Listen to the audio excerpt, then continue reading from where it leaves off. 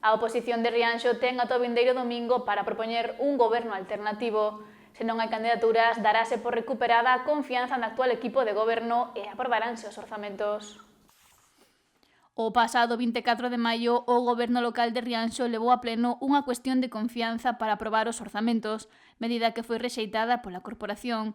Agora, PSOE, PP e BNG deben mover ficha.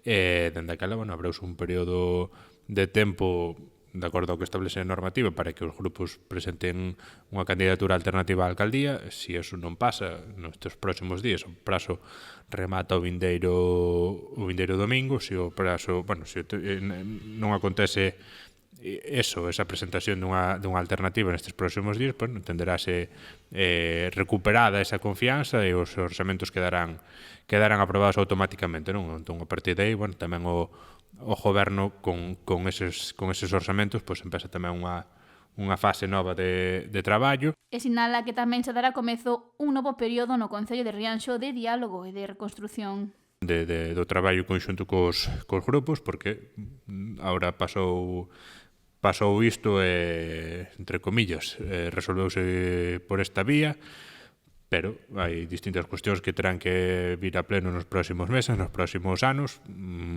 Falo do POSE adicional, falo de proxectos de outras características, falo dentro dos meses do orzamento do ano 25, por tanto, hai que volver a sentarse, volver a recuperar ese diálogo, ese entendemento que en algunhas cuestións xa se dou e nada máis, poñernos a traballar. Recorda que cos socialistas se chegará a un acordo antes de presentar a proposta dos orzamentos, no que se recollían uns puntos nos que traballar de maneira conxunta. Pero, a partir de aí, polos motivos que xa se foron explicando durante todas estas semanas, por uns e por outros, atopámonos con esta situación diante dos orzamentos, entón, haberá que tratar de recompoñer a situación e volver a esa senda do diálogo, porque é o que nos queda, de aquí en diante. Diálogo necesario para os restantes 3 anos de legislatura. Efectivamente, para abordar outros proxectos no futuro de orzamento de calquera outra cuestión, fan falta máis votos a favor que os do grupo do goberno só, non? Pero, con esa vontade estamos aquí desde o primeiro día, mantémola, a pesar das dificultades que sempre aparecen no diálogo entre grupos. Tampouco non ten moito sentido seguir afondando neso, porque xa pasou, xa se tomou un camiño. Ahora o que toca é mirar como recompoñer esas vías de entendemento e os distintos proxectos que veñan ao pleno ou distintas propostas de acordo, tenemos que todos facer unha lectura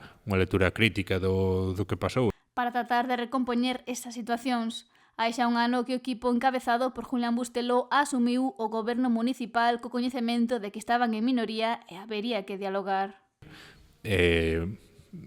Con esa intención seguimos a día de hoxe. Atopámonos cómodos traballando, a pesar destas limitacións das que veño a comentar. Atopámonos cómodos traballando. Creo que temos un grupo cohesionado, que se entende ben e que ten ganas de seguir, e esa é a nosa intención de aquí a futuro.